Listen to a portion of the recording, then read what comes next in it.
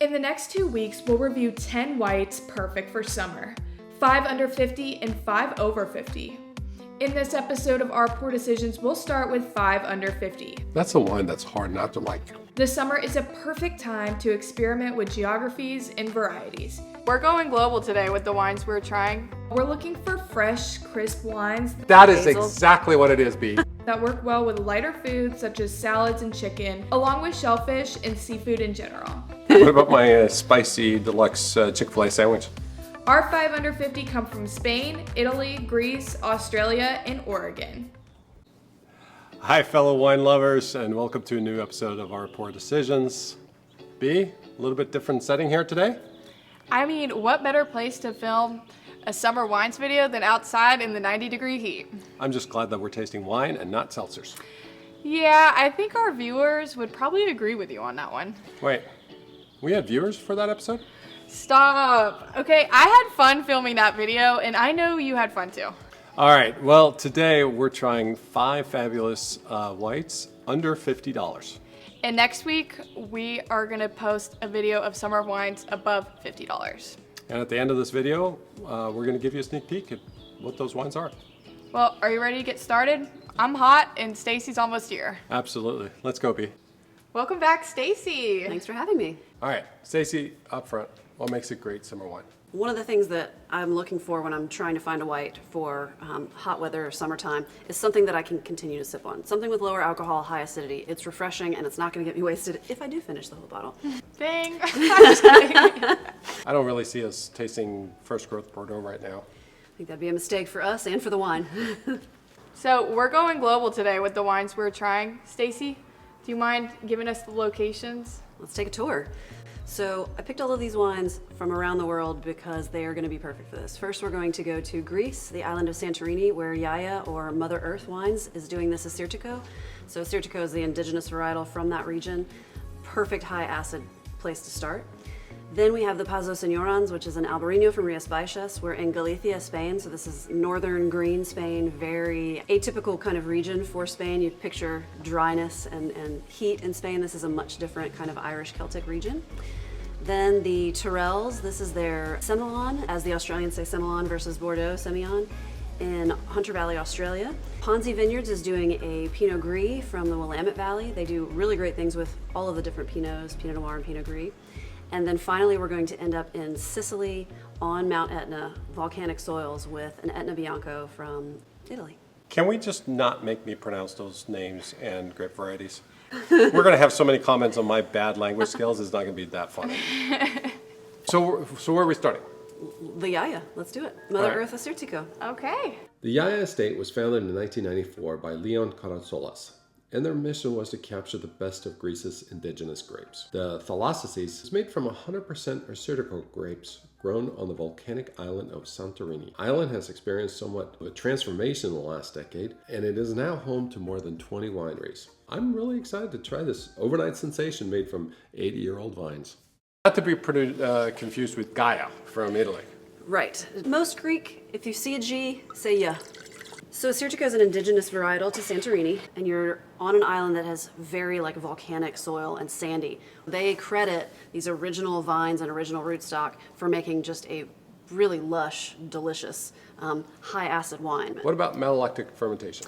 So if any malo happens, it is definitely like an kind of an accident. They want all that acidity right up front. You can almost smell how tart it is right off the bat. It smells really refreshing. I want to take a sip right now.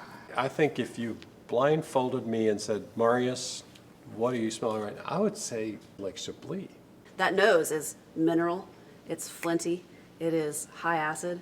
Can we try it? My mouth is watering. I want to try it so bad. That's a good score for me. Mouth is watering. Cheers. Cheers to summer. Yeah. There's so much lemon.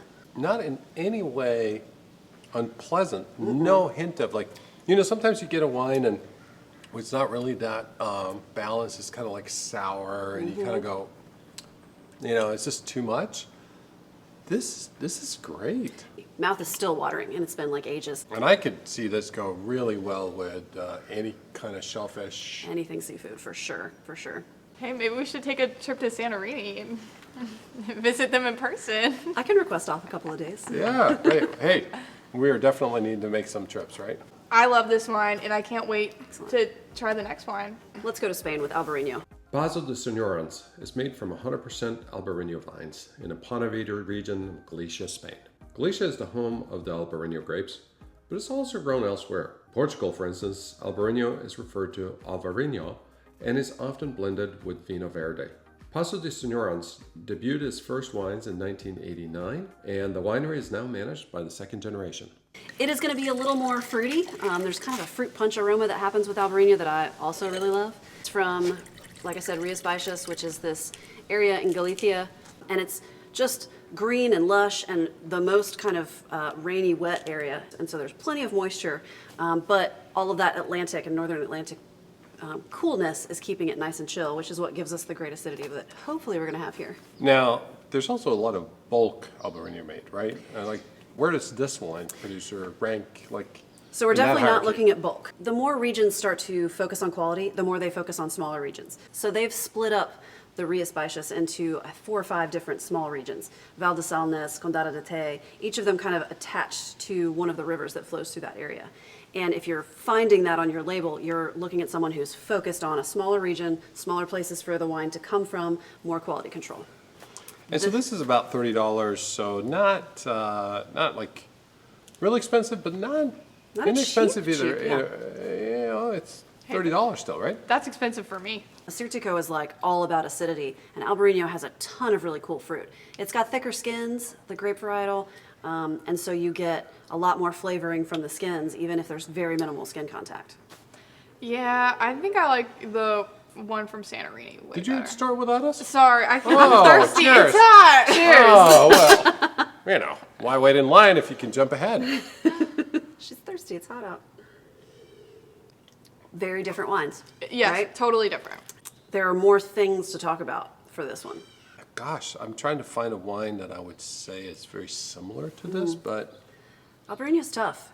I would like to say that there's something tropical going on there, but there's not. It's kind of like is it pear? I was thinking pear and a little bit of peach. There is something to me about And like then some canned green pineapple. apple. Yeah, okay. I think there is a little canned pineapple to it. And there's almost that like cherry juice from, the little fruit cocktail cups you got at lunch with like Yeah, I didn't get apples, those in pears. Norway. I think this is an interesting wine. I'm going to reserve judgment on this one. Fair enough. All right, Stacey, what's next? So let's go to Australia. Next up is a Semillon from New South Wales, Australia. Normally, we would associate Semillon with white Bordeaux wines, but this wine is made about as far away from France as you can get. Tyrrell's Huner Valley is dedicated to Semillon, and the vineyards are dry farmed, and the vines were first planted in 1908. I am so excited to try this out. They are one of the kind of benchmark producers for Semillon. Their VAT 1 is kind of on the best lists of all Semillons every year for Wine Spectator. So this is kind of their entry-level tier, a little bit lighter, not quite as big and bombastic and round. Definitely a screw cap, also one of my big high things for picking wines for summertime. I need to be able to take it to the beach and just take a screw cap with it, so that's a huge plus for me on this one too. Hey, I'm with you on that one. I will tell you, I love Semillon, and I'm so excited to try this. This is the first Australian Semillon I think I've had. It should be. Well, I know we have some subscribers from Australia, so you guys, this one's for Cheers. you. Cheers. Cheers, B. I think this one's even paler than the Assyrtiko. There's just like almost no color. Yeah, it almost looks like a hard seltzer. No, it doesn't. Again, no oak, No oak, 100% stainless steel, 100% stainless steel, no mallow. no mallow. This one is really smooth. Oh, this is like silk. Good acidity, but not biting. Good, little bit of fruit to balance it, but not like overly so. This is good wine. This is great. This might be my favorite wine so far. Nice. Shout out Australia. All right. All right, Stacey, what's next? Let's come back to the good old US of A with the Ponzi Vineyards. Our American wine this time around is our Pinot Gris from Ponzi Vineyards from Willamette Valley, Oregon. Most Americans know Pinot Gris by the name Pinot Grigio, which is the Italian name for the grape, and it's an immensely popular wine around here. The grape is grown in Italy, Alsace, Germany, and Oregon, of course. Pinot Gris is actually a mutation of Pinot Noir and is pinkish in nature, which means that you can also make rosé if you give it skin contact. If the Ponzi wines are anything like the popular Italian cousins, we should expect a very light, crisp, and perfect wine for hot summer days. So Ponzi is doing lots of really wonderful things with Pinot. They recently got purchased by Bollinger, so they're also starting to do really great things with sparkling wine. No way. This is their Pinot Gris from the Willamette. They do, like I said, really amazing Pinot Noirs if you get the opportunity. They've just changed their label, so this no longer looks like what everything else in the market looks like. They've got a really cool, like, paint smear kind of logo looking. And Pinot Gris is one of those mutations of Pinot. It can be Pinot Noir, it can be Pinot Gris, it can be Pinot Grigio. Just to establish this, Pinot Gris is the exact same grape as Pinot Grigio, right? Same grape. So what's interesting about this is you can almost decide what style of wine is in your glass by whether they decide to put Gris or Grigio. Because basically Pinot Gris is a French style of making gray Pinot, and Pinot Grigio is kind of the Italian style. And But so it's the same grape. it's the same grape, It's just made in different styles. made in different styles. I'm getting a lot of apple. Okay. I think the nose is definitely, like, if I knew that it was Pinot Gris or Pinot Grigio, the nose would point me to Pinot Gris right away. It's riper and fleshier. But I think it's also very floral. Yes, it is very floral. We've been talking Cheers. for enough. There's a lot of chat about Pinot Grigio. That's a wine that's hard not to like. I mean, is it because it's our fourth bottle, or is it just because, Is there such thing as expensive Pinot Grigio? Oh, 100%. And they're amazing. If you try Pinot Grigios from like Friuli or Trentino Alto Adige up in the Alps, beautiful areas you want to be like skiing and enjoying yourself and also drinking amazing Pinot Grigio. New video idea. I guess. I think this would be a better sipping wine and a less food-friendly wine. I mean, I think it could go well with food, don't get me wrong. Like a salad dressing. Something with spicy. Ooh, okay. A little bit of sugar, a little bit of residual sugar pairs so nicely with spice. What about my spicy deluxe Chick-fil-A sandwich? Oh man, fried chicken. You got to bring some champagne to the party for that. What's next? Oh my gosh. So we're going to finish in Sicily.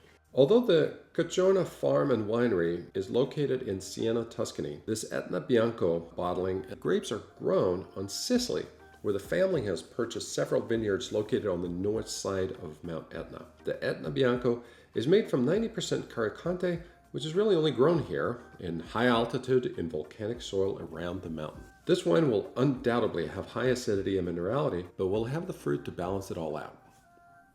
Right? We're going to Mount Etna. We're going to do some Italian wines. Volcanic soil. So it kind of made almost full circle from one volcano to the next. This is Guardoilvento, Etna Bianco. Well, I'm excited to try it. I Cheers. can't wait. This is for our last one. This is it. All right. Just think about how much these grapes struggled when you were drinking it. Yeah. Oh, Poor things. I just think it's amazing that we're sitting here in the backyard and enjoying wines all over the world. That is to me like a miracle. I feel so fortunate. I've got to say, this is definitely the most fun I've had filming a video so far. Nice. Okay, again, this nose is really distinct. Totally different from anything that we've stuck our noses in so far, right? But I can't narrow it down. I'm not good enough. For me, floral, but there's also like a ton of like herbaceousness. I'm getting basil. That is Basil. exactly what it is, B. That is basil. Good Italian wines tend to have that like savory kitchen spice, basil, thyme, like all of that. This is worth buying just to have a wine that has this nose and these flavors, because I don't think I've ever had that. Excellent. They're all delicious for different reasons too. I think that was fun. Each one of them had something about it that we geeked out about, that you liked to drink, that we talked about with food. Like, it was a fun lineup for sure. Overall, all 5 of the under $50 wines were enjoyable and each brought something unique to the glass. By the end of the evening, they were all gone. The Assyrtiko had the least amount of upfront fruit and the most flint and minerality. And if you like steely Chablis, you'll likely enjoy this bottle. The Albarino was both crisp and fruity, but probably didn't stand out like the others. As you can imagine, it was hard not to like the Pinot Gris from Oregon. This feels like a crowd pleaser and a low-risk bet if you bring it to a party or serve it to friends. Our favorite was probably the Semillon from Tyrrell's. Perfect balance of fruit and crispness. It really is remarkably easy drinking wine in the summer. It's got razor-sharp acidity, but also a tiny amount of residual sugar. We also liked the fact that it was only 11% alcohol. The Etna Bianco was the most intellectually interesting wine. Herbal and floral, the aromas in this wine were some of the most interesting and unique we've ever smelled or tasted. That, of course, made it Stacey's favorite. Next week, we'll be trying 5 whites over $50. And needless to say, we're super excited to see how they stack up. Price-wise, they range from $60 to $400, from readily available bottles to hard-to-find white burgundies. Cheers, everyone!